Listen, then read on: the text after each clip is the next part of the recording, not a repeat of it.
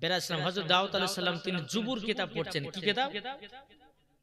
যেরকম আসমানি কিতাব হচ্ছে চারখানা। কখন বললাম বাপ?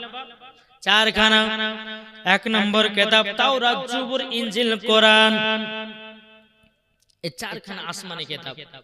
এই জুবুর কিতাব হযরত দাউদ আলাইহিস সালাম পড়তেছেন, কিন্তু দাউদ আলাইহিস সালামের জামানাতে ইসরাইল বানি কওমের বাবাজি কিছু ব্যক্তি ছিল বাবা, তারা শনিবারের দিন বাবা মাছ ধরতে যেত পুকুরে। কোথায়? শনিবারের দিন মাছ ধরতে যেতেন। তো হযরত দাউদ আলাইহিস সালাম বলতেছে, হে বনি ইসরাইল কওমের লোকেরা, তোমরা শুনে রেখে দাও, আমার কথা একটু মেনে চলো।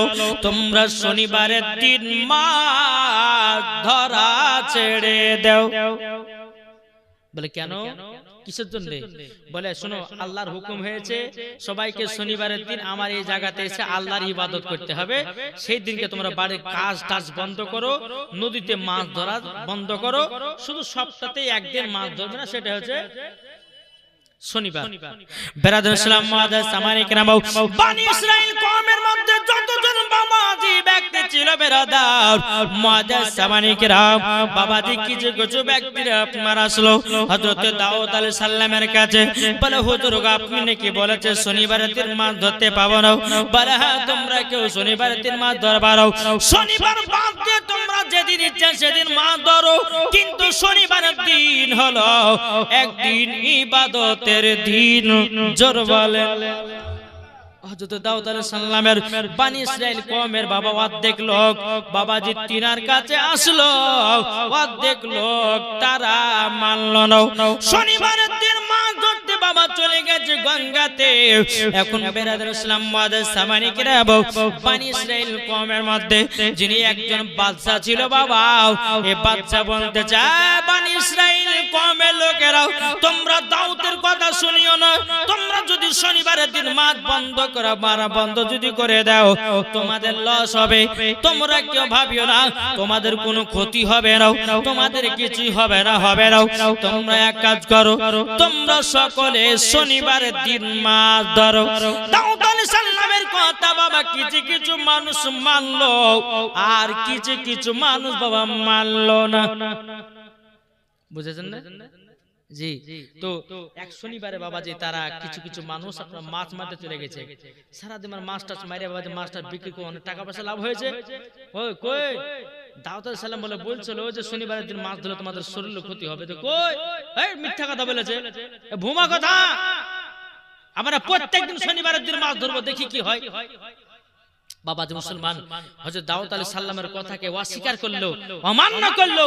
কিছু কিছু আপনার বনি ইসরাইল কওমের কিছু লোকেরা দাউদ আলাইহিস সালামের কাছে এসে তারা বেরাদুল ইসলাম আপনার আল্লাহর ইবাদত করতে লাগলো।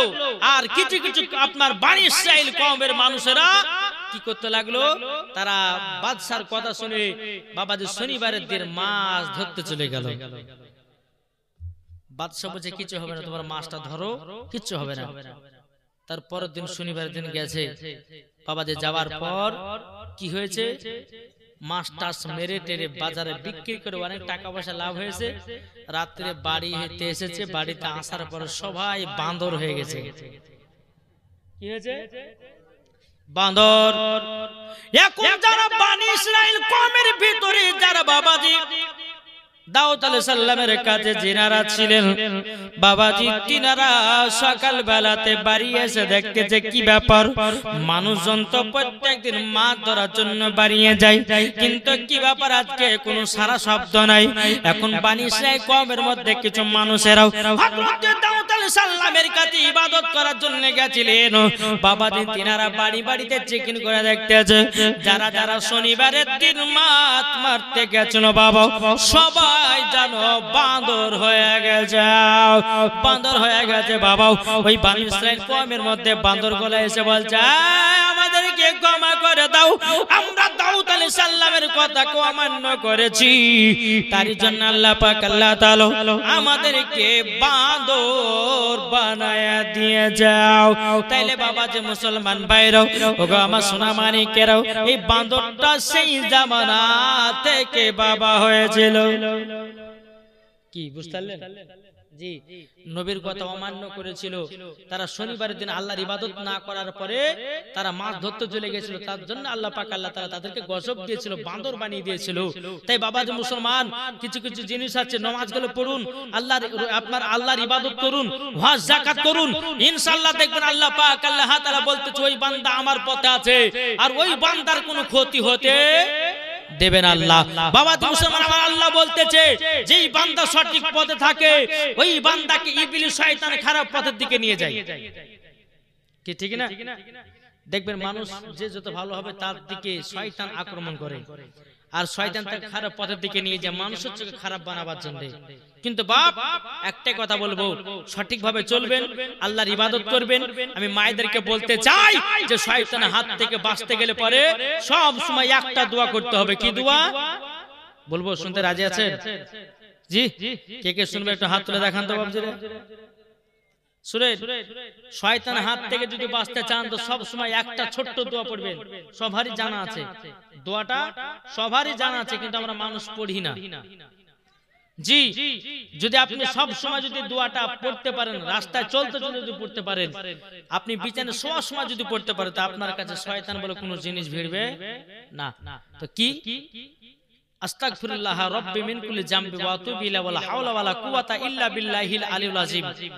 এই দোয়াটা যদি আপনি সব সময় যদি মুখের ভিতরে চলাচল রাখেন, তো ইবলিস শয়তান কাছে ভিড়তে পারবে না।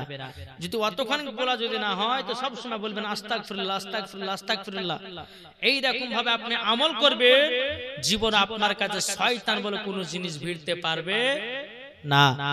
জি, বুঝতে পারছেন আমার কথা?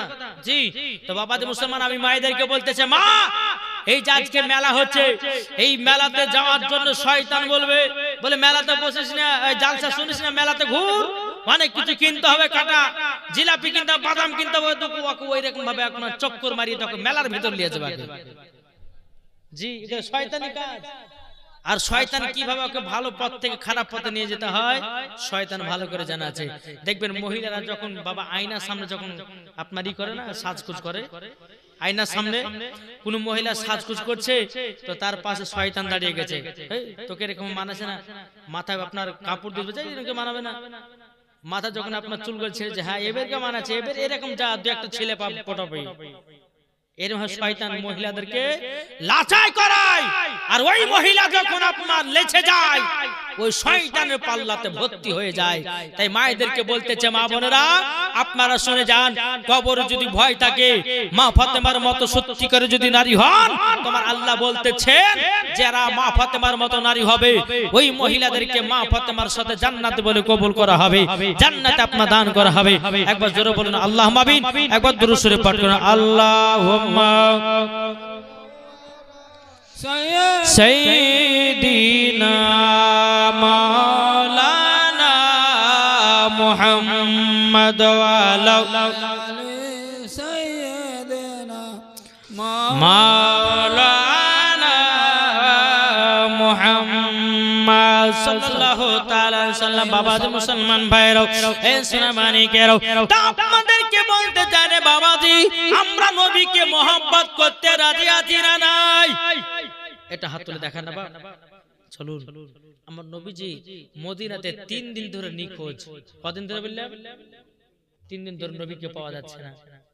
আবু বকর সিদ্দিক কেঁদে কেঁদে পাগল, উমর ফারুক তিনি কেঁদে কেঁদে পাগল। আল্লাহ আল্লাহ গো, আজকে আমার নবীকে 3 দিন ধরে নিখোঁজ পাওয়া যাচ্ছে না। উমর ফারুক হাতে তলোয়ার নিয়ে বলছে, উমর ফারুক হাতে তলোয়ার নিয়ে বলতেছে, আবু বকর ভাই, নবীকে 3 দিন ধরে মদিনাতে খোঁজ করে পাওয়া যাচ্ছে না। আজকে মনে হয় ইহুদি লোকেরা মনে হয় নবীকে লুকিয়ে রেখেছে। চলো তো যাই, মুনাফিকের কাছে যাই। হে মুনাফিকের দলেরা বল, আমার নবীকে কোথায় লুকিয়ে রেখেছে? তারা কিন্তু উমর ফারুককে দেখে থরথর করে কাঁপতে লেগেছে।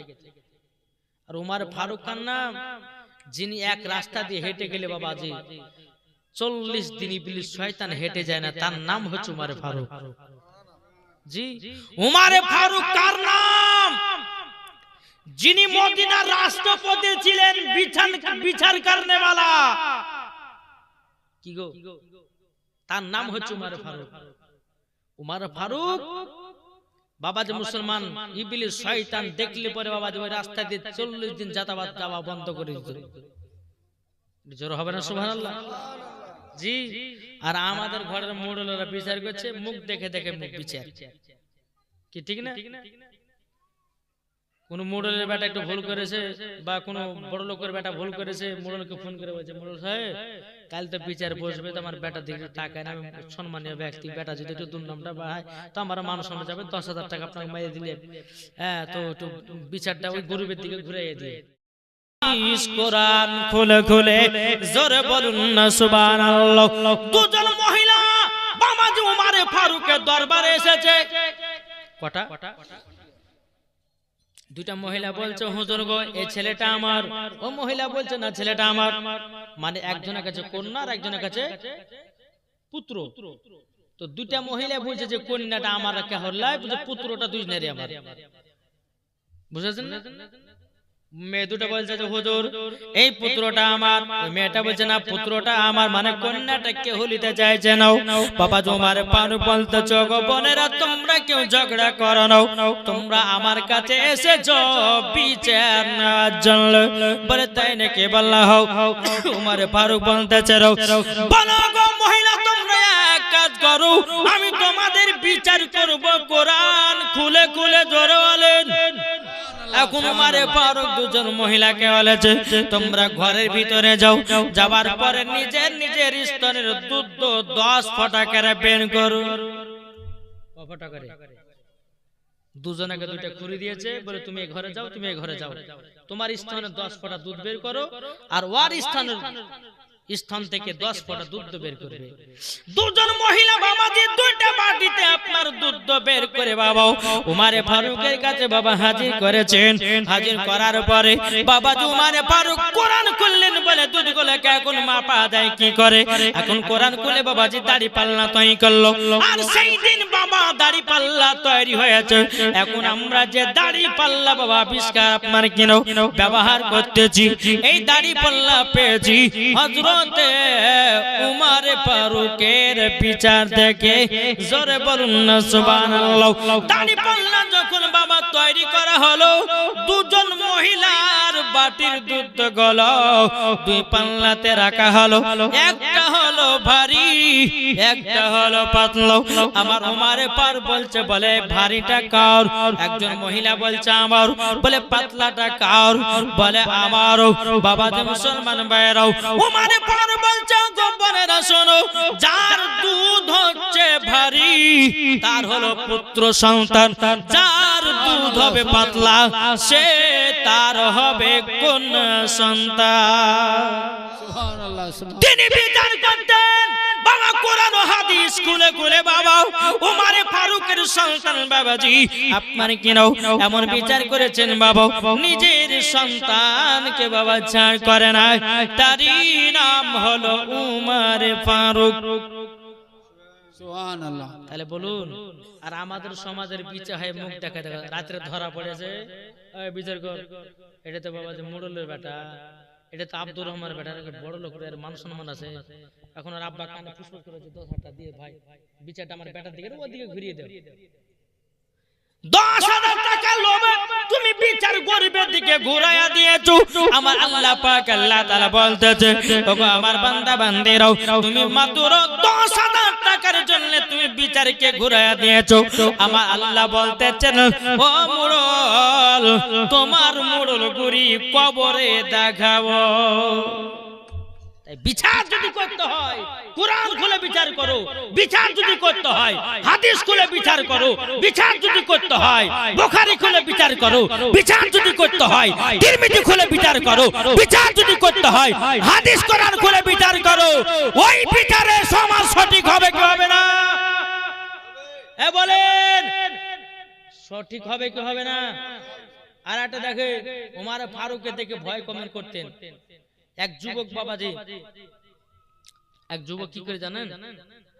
এক যুবক আপনার বোতলের ভিতর মদ ভরেছে। মদ কি ভরেছে? মদ দিয়ে চাদর দিয়ে ঢাকে নিয়ে, কালো একটা চাদর দিয়ে মদ গুলোকে ঢাকে নিয়ে বাজারে বিক্রি করতে যাবে যুবকটা। এই মারা বুঝতে পারছেন তো? তো চাদরটা ঢেকে নিয়েছে, ঢেকে নেওয়ার পর চলতে লেগেছে উমারে ফারুক। আপনার ওই যুবক চলতে লেগেছে, চলতে চলতে চলতে উমার ফারুকের সাথে দেখা।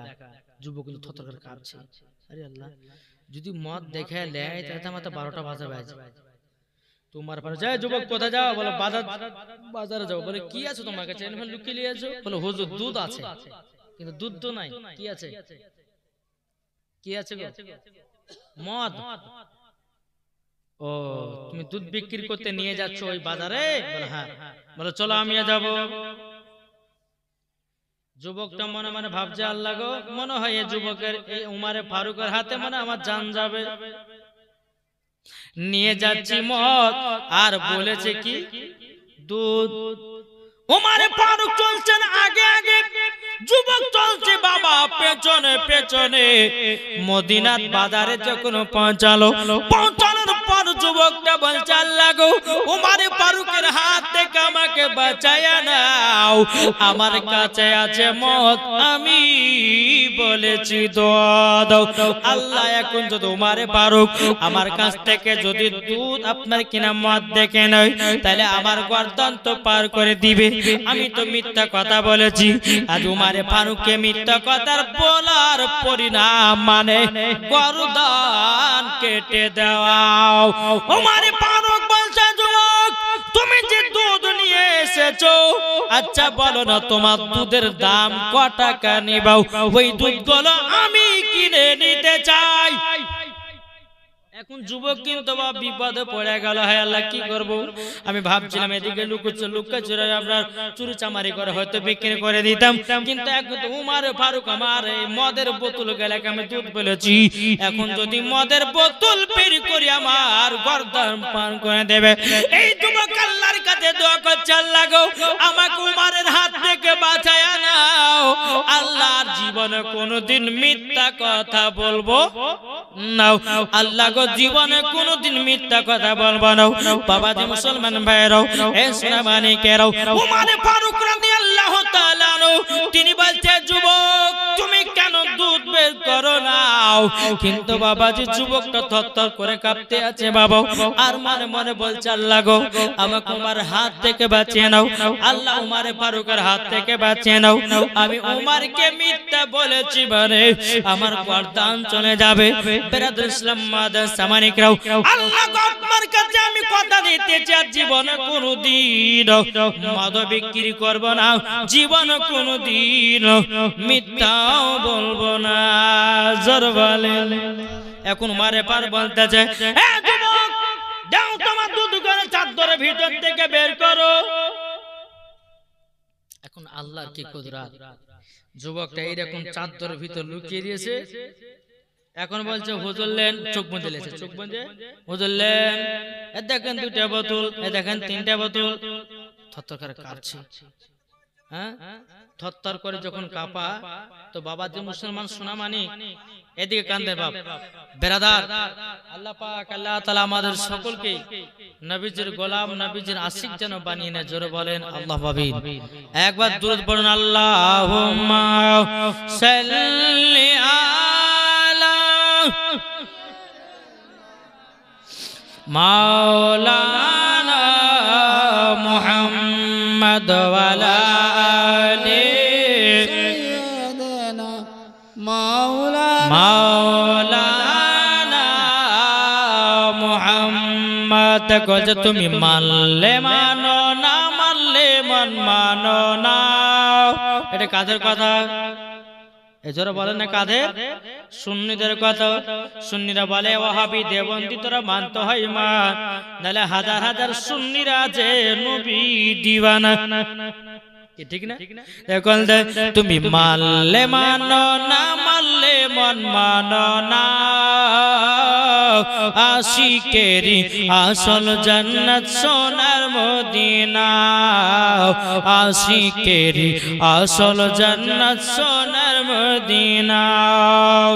আশিক হৃদয়ে যত ইশকেরি জ্বালা, ধরলেন আশিক হৃদয়ে যত ইশকেরি জ্বালা, দূর করিতে পারে ওই মদিনাওয়ালা। তাই মদিনা মদিনা করে, তাই মদিনা মদিনা করে ওই দাও পানাও আশিকের আসল জান্নাত কি সোনার মদিনা। তুমি মানলে মানো না মানলে মন মানো না, আশিকের আসল জান্নাত সোনার মদিনা। যারা নবীজির আশিক হবে যাবে তারা চলে ওই মদিনাতে। তাই নবীর দিদার পেলে পরে যাব মদিনায়, আশিকের আসল জান্নাত সোনার মদিনায়। এই যুবক বলছে হুজুর লেন আমার কাছে, লেন দুধ লেন। বলেছিল কি যেমন বলেছে হুজুর লেন, চোখ বন্ধ করে বের করে বলছে হুজুর লেন আপনার দুধ লেন। তাই কে দেখতে যুবক সত্যিকারী দুধ হয়ে গেছে, জোরে বলেন সত্যিকারী দুধ হয়ে গেছে। এখন বাবা যুবকটা দূরের দিকে তাকায়া বলতেছে, বলে আল্লাহ গো আপনি আমাকে উমারের হাত থেকে বাঁচিয়ে নিয়েছো। আল্লাহ আপনার কাছে ওয়াদা করলাম জীবনে আর কোনোদিন মিথ্যা কথা বলবো না, জীবনে কোনোদিন মদের ব্যবসা করব না। আল্লাহ তুমি আমাকে উমারের হাত থেকে বাঁচিয়েছো। আল্লাহ গো আমি পড়েছিলাম মদের বোতল আর বেরিয়ে গেল দুধের বোতল। আমার আব্বাজি মুসলমান ভাইয়েরও উমার ফারুক বলতেছে, বলো গো যুবক কি ব্যাপার তোমার মুখটা এত শুকনো হয়ে গেছে না কেন? যুবক বলছে হুজুর গো সত্য কথা আপনাকে বলি, আপনি যখন আমার বাড়ির সামনে বলেছেন গো যুবক তুমি কি নিয়ে যাচ্ছ, হুজুর গো আপনাকে একটা মিথ্যা কথা বলে দিয়েছিলাম। হুজুর গো আমি মিথ্যা কথা বলেছিলাম, আমার কাছে দুধ ছিল না, আমার কাছে ছিল মদ। আমি আল্লাহর কাছে ক্ষমা প্রার্থনা চেয়েছি, আল্লাহ উমারের হাত থেকে বাঁচিয়ে নিও। আমার আল্লাহ পাক আল্লাহ তাআলা যেন মদের বোতলকে যেন দুধ বানায় নিয়েছে। সুবহানাল্লাহ সুবহানাল্লাহ। তাহলে যুবক আল্লাহ বলতেছে যেই বান্দা দিল থেকে ক্ষমা চাইবে আল্লাহ বলে তাকে আমি দিল থেকে ক্ষমা করতে রাজি। জোরে বলে আল্লাহ বলছে যুবক তুমি পাহাড়ের মতো যদি গুনাহ করো, আল্লাহ বলছে বান্দা একবার তওবা ইস্তেগফার পর তোর পাহাড়ের মতো সব গুনাহ আল্লাহ maaf করে দেয়। কি গো ঠিক না? আমরা তো দিনে রাতে চলতে ফিরতে সব সময় গুনাহ করছি না জি, সব সময় গুনাহ। অনেক যুবক ভাই আছে বলে নামাজ পড়ে যাব, নামাজ পড়ে হবেটা কি? বলে কেন? বলে ভাই গো মুন্নি সাহেব অনেক পাপের কাজ করেছি, অনেক গুনার কাজ করেছি, তারই জন্য আমার হয়তো এরকম আমি আর নামাজ পড়তে পারবো না। কিন্তু যুবক নাও, আমার আল্লাহ বলছো গো আমার বান্দা বান্দিরো তোমরা যদি আল্লাহর কাছে ক্ষমা প্রার্থনা চাও, আমার আল্লাহ বলছো ওই বান্দাকে আমি ক্ষমা করে দেব। জোরে বলেন না সুবহানাল্লাহ। ও যুবকেরা রে নামাজ পড়ছো না, তোমাকে জাহান্নামের আগুনে দিবে। মিথ্যা কথা বলতেছো, তোমার জিভকে কেটে জাহান্নামের আগুনে পোড়ানো হবে। বাবাজি এমন একটা ধারালো অস্ত্র থাকবে, মাথা দিয়ে মারবে তার শরীরটা আধখান হয়ে যাবে। জাহান্নামের আগুন বড় বাবা কষ্ট জাগারে বাবা। ইমানদার যদি হও তাইলে জান্নাতি হওয়া যাবে, বেঈমানদার যদি হও জাহান্নামে যেতে হবে। আর যারা সঠিক মুসলমান আমার আল্লাহ বলতেছে এদেরকে কেলানে দিয়ে ওকে জান্নাত দেওয়া হবে। যারা হবে না বুঝতে পারলেন কিছু কথা? যারা মুসলমান বাবাজি এই যে নামাজ পড়ছেন না, রোজা করছেন না, তাদেরকে গুছলানি দিয়ে মার ঝামেলা করে ওদেরকে আগুনে দেওয়ার পরে সব রকমের কষ্ট মষ্ট দেওয়ার পরে জান্নাত পাবে মুসলমান একদিন। কিন্তু যারা বেধর্মী, যারা আল্লাহ এবং আল্লাহ রাসূলের প্রতি ঈমান আনে নাই, এরা কখনো জান্নাতের দূরের কথা ওরা জান্নাত জান্নাতের দূরের কথা জান্নাতের গেট পর্যন্ত দেখা ওদের নসিবে জুটবে না।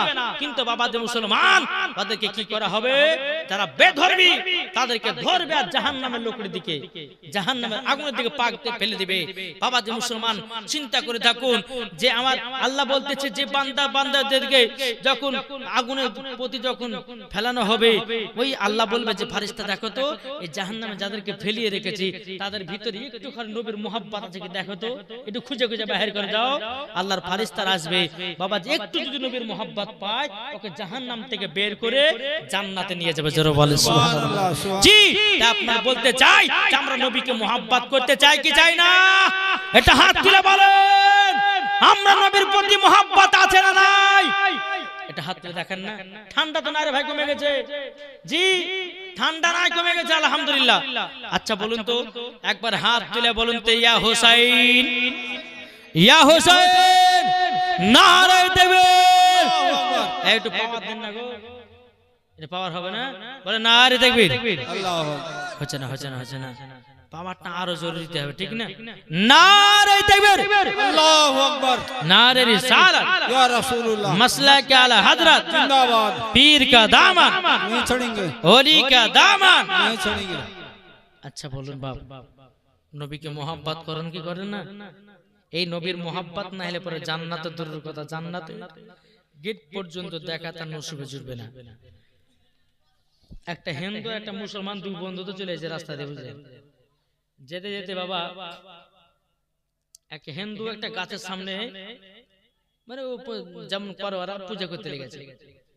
পূজা করতে করতে করতে মুসলমান ছেলেটা বলছে তোরা গাছকে পূজা করছিস, হ্যাঁ তোরা গাছকে পূজা করছিস। কি করেছে মুসলমানের ছেলেটা দিয়েছে গাছে পেশাব করে। यार কিন্তু ওরা গয়ে তুই আমাদের দেবতার গায়ে পেশাব করলি মানে? ওই হিন্দুটা বলছে দাঁড়া, তুই যে কার কাছে যে ইবাদত করছিস তাই দেখছি আমি। এবার আপনার মুসলমান ছেলেটা যে এক পুকুরে ধারে দাঁড়িয়ে আছে, তো বিছাতো গাছ বলে, বিছাতো বিছাতো মানে বুঝলেন তো, বিছাতো গাছের কাছে বসে বসে গুনগুন গুন করে আল্লাহ আল্লাহ করছে। হিন্দুটা ভাবছে এই গাছটা মনে হয় দেবতা। ও কি করেছে, বেড়েছে পাতাটাকে লিয়ে বুঝলেন আর দিয়েছে পাতাতে ঘষে, বুঝলেন? ঘষে যখন দিয়েছে তো মুসলমানের ছেলেটা বলছে দাঁড়া দাঁড়া, আমাদের দেবতার পাওয়ার কথা একটু পরে টের পাবি তুই, একটু পরে টের পাবি তুই। এবার হিন্দু ছেলেটা বাবাজি যখন পাঁচা মাছাতে বাবা বিছাতো পাতা ঘষে লিয়েছে, কিছুক্ষণ পরে বাজে গা হাত পাশা চুলকানি শুরু হয়ে গেছে। গা হাত পা চুলকানি, এত চুলকা চুলকা। এবার মনে ভাবছে হারে মুসলমানদের দেবতা তো ঠিক রে, হ্যাঁ একটু পাতা নিয়ে ঘষ চালাম অমনি আমার উপর রাগ হয়ে গেল।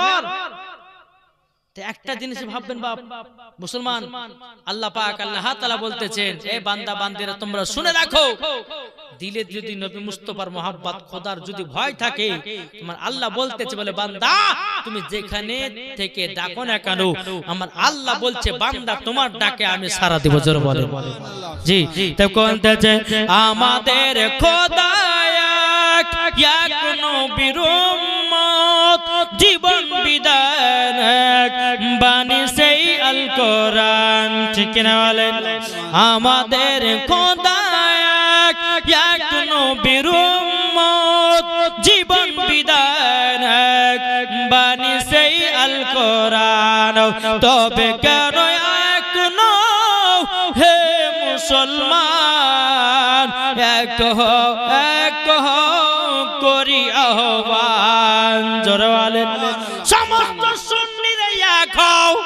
সুন্নিদের পাওয়ার যখন বাড়াবে বাবা কেউ দুনিয়াতে টিকবে না। জোরে বলেন সুন্নিদেরকে বলছে এক হও, তাই কই বলতেছে তবে কেন এক নও হে মুসলমান, এক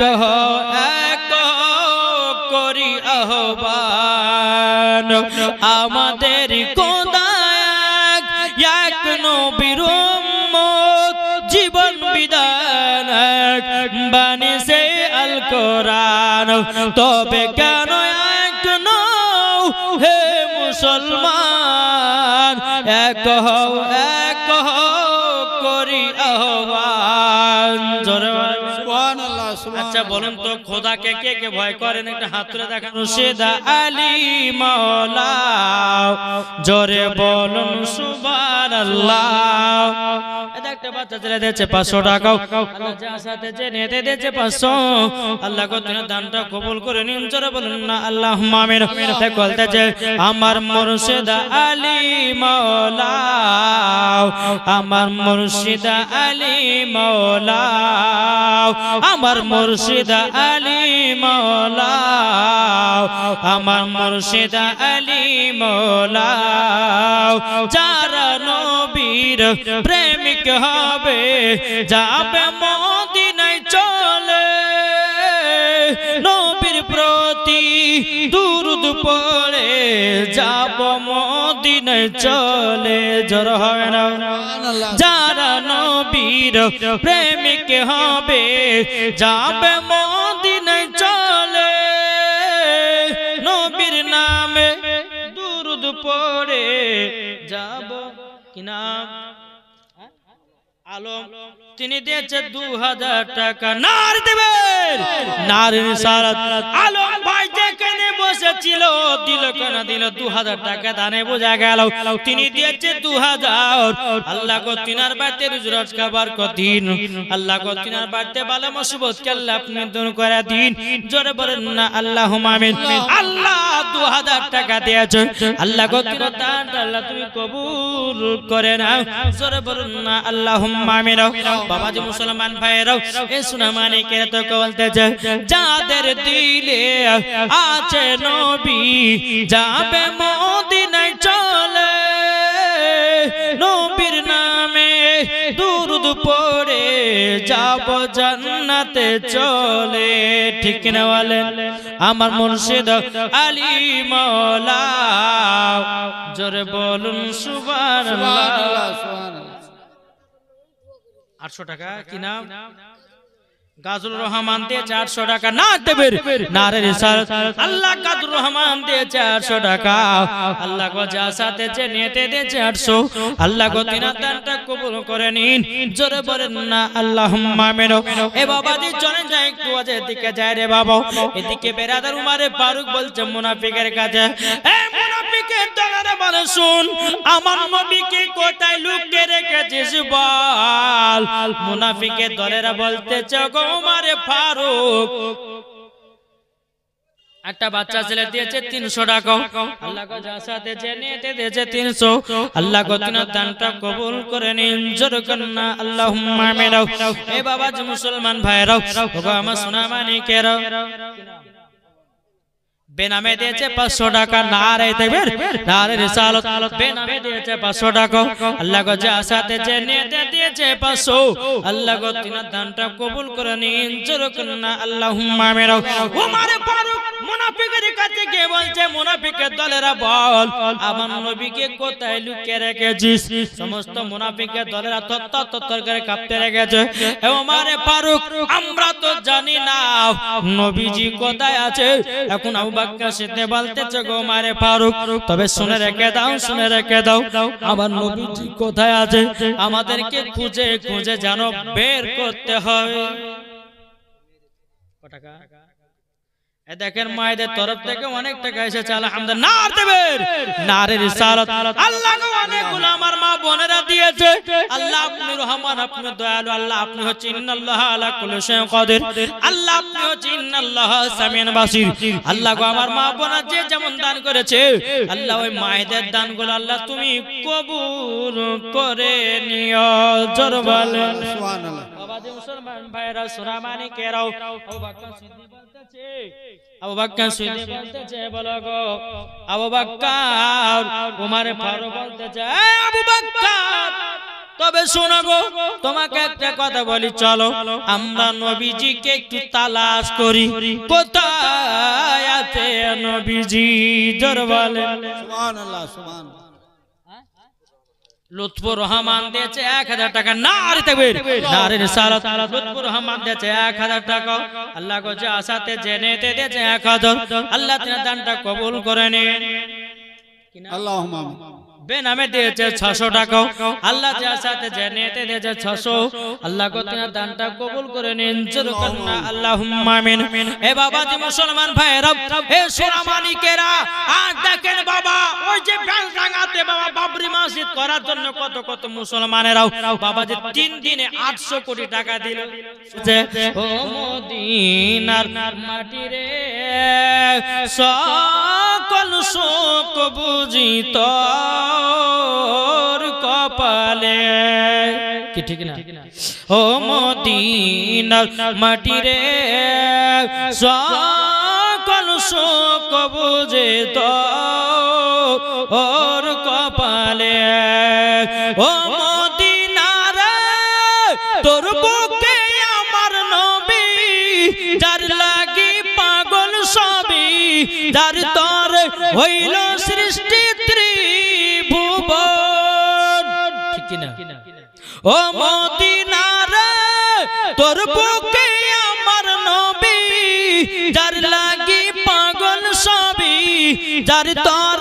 হইল সৃষ্টি ত্রিভুবন ভাবি আমি সারা কোণে কখন যাব সেখানে সহে না আমার প্রাণে ও মদিনার মাটি রে সকল শোক বুঝি তোর কপালে ঠিক কিনা এবার কবি খুঁজে দেখেন ও মদিনার পাখি যদি হতাম আমি যাব আমার পাখি ভাই কথা বলছি জি ও মদিনার পাখি যদি হতাম আমি উড়ে উড়ে যেতাম আমি থাকতো না মনের কোন যন্ত্রণা সুবহানাল্লাহ দেহে নাই পাখা রে সাথে নাই টাকা রে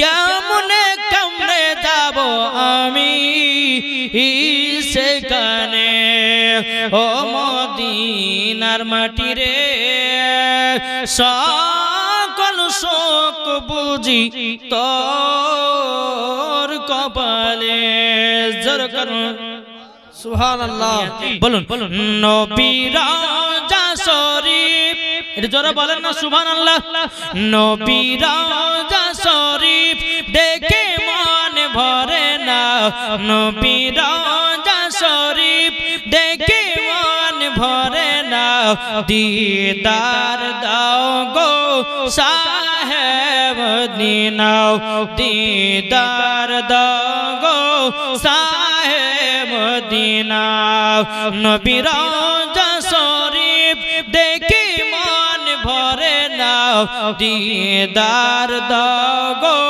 সাহেব মদিনা আর শের মেহমান করেছেন আল্লাহ কত শান কত মান মোর কমলি ওয়ালা ও গো মদিনা ওয়ালা জোর বলে সুবহানাল্লাহ ও গো মদিনা ওয়ালা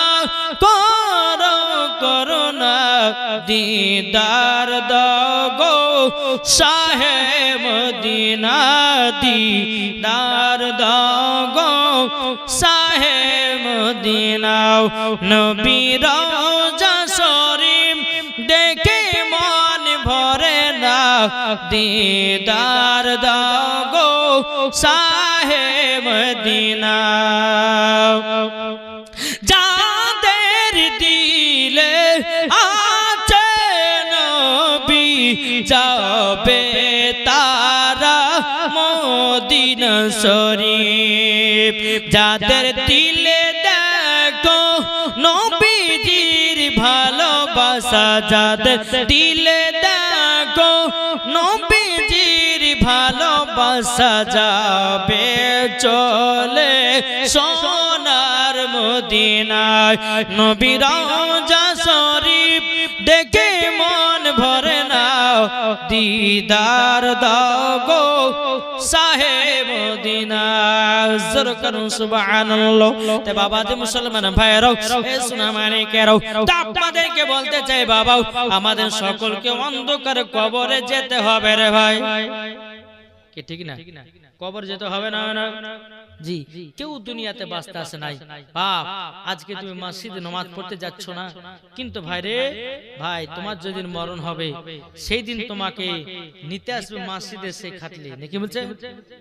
সে মসজিদের খাটলে আলাইহিস সালাম যতক্ষণ মানুষ না গোচল হবে ততক্ষণ গজাল বলি যায়, কি ঠিক না? বেরাদার ইসলাম মুআদ্দাস সামানি কিরাও তাই কো বলতেছে, ও মদিনা তোমায় বলতে পারি না, জোর হবে না সুবহানাল্লাহ।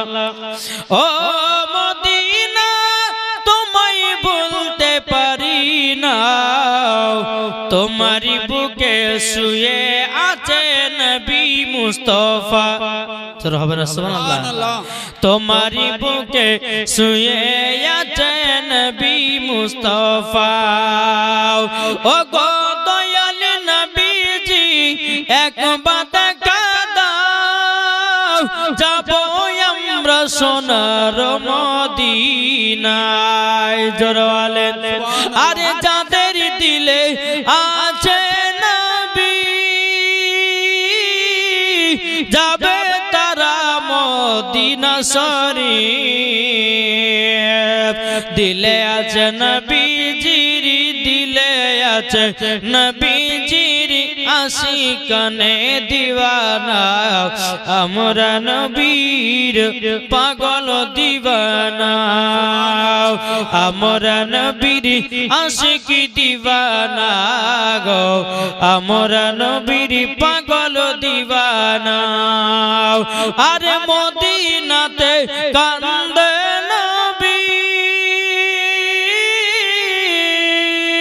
যাবো আমরা মদিনা শরীফ, জোর হবে না সুবহানাল্লাহ।